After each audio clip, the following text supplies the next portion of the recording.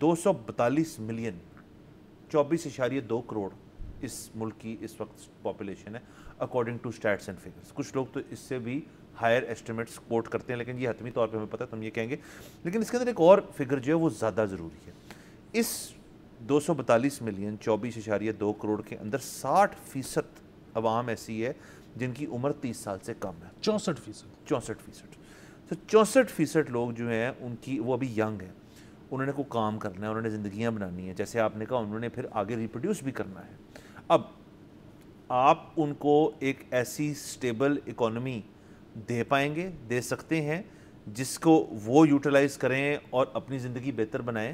کیونکہ اس وقت تو سر اگر آپ رف ایسٹیمیٹ لگائیں تو اکانومی کی گروتھ اور پاپولیشن گروتھ جو ہے وہ تقریباً پیرٹی پہ ایٹ پار ہے, اف ناٹ کہ اکانومی گروتھ تھوڑی کم ہے اور پاپولیشن گروتھ تھوڑی زیادہ ہی ہے. تو یہ تو کسی بھی اکنامک آپ کا جو سٹرکچر ہے اس کے اندر ایک سکسیس سٹوری کبھی نہیں بن سکتا. اچھا, اس سے سوال پیدا ہوتا ہے اب کیا کریں؟ اب یہاں ہم ذرا تھوڑا سا ایک اور زون میں چلے جاتے ہیں جو ٹیبو زون ہے, جس زون کے اندر عموماً اس ملک کے اندر بات کرنا جو ہے وہ ناپسندیدہ کہہ لیں اس کو, یا اس کے اوپر لوگ بات نہیں کرتے. وہ ہے پاپولیشن مینجمنٹ. اب پاپولیشن مینجمنٹ جو ہے اس کی کئی چیزیں ہو سکتی ہیں.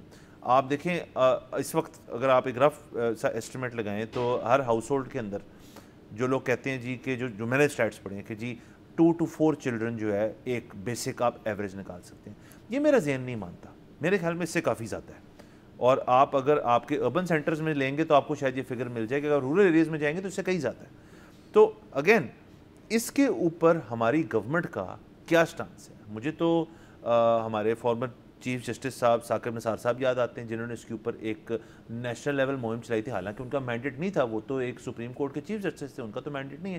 یہ تو بہت ہی ایک نیش اور ایک بیسک سوسائٹل لیول کے اوپر اس چیز کو ٹیکل کرنا ہوتا ہے. آپ اس قسم کی چیز نیشنل لیول پہ کر ہی نہیں سکتے. یہ پولیو ویکسینیشن نہیں ہے, یہ آپ کا کووڈ پروٹوکول نہیں ہے, یہ ڈینگی مہم نہیں ہے, یہ پاپولیشن مینجمنٹ ہے. اور پاپولیشن مینجمنٹ کے لیے آپ کو ڈور ٹو ڈور کینوسنگ آپ کہہ لیں اس کو, پبلک اویئرنیس پروگرامز کہہ لیں, وہ کرنے پڑیں گے. اور لوگوں کو اس چیز کی آگاہی, جیسے آپ اور میں ایک لنک کریٹ کر رہے ہیں اکانومی اور پاپولیشن کا, ویسے لوگوں کو لگتا ہے کہ ان دونوں کا کوئی تعلق نہیں ہے آپس میں. میرے خیال میں سب سے زیادہ تعلق ہی ان دو چیزوں کا. بالکل سر. یہ اور دیکھیں جیسے آپ نے کہا کہ اویئرنیس ہی ہو سکتی ہے, یہی واحد ٹول ہے, کیونکہ اس پہ کوئی قانون سازی نہیں ہو سکتی. مطلب اس پہ کوئی قانون سازی ہوگی تو میں اور آپ بھی اس کے خلاف ہوں گے. سو قانون کا سہارا نہیں لیا جا سکتا, اویئرنیس ہی ہے جو کی جا سکتی ہے اور بہت ضروری ہے کہ کی جائے. جیسا کہ آپ نے کہا کہ اب جو پیرٹی کی آپ بات کر رہے ہیں, پاپولیشن گروتھ اور معیشت کی گروتھ کی, وہ پچھلے سال 2.5% تھی.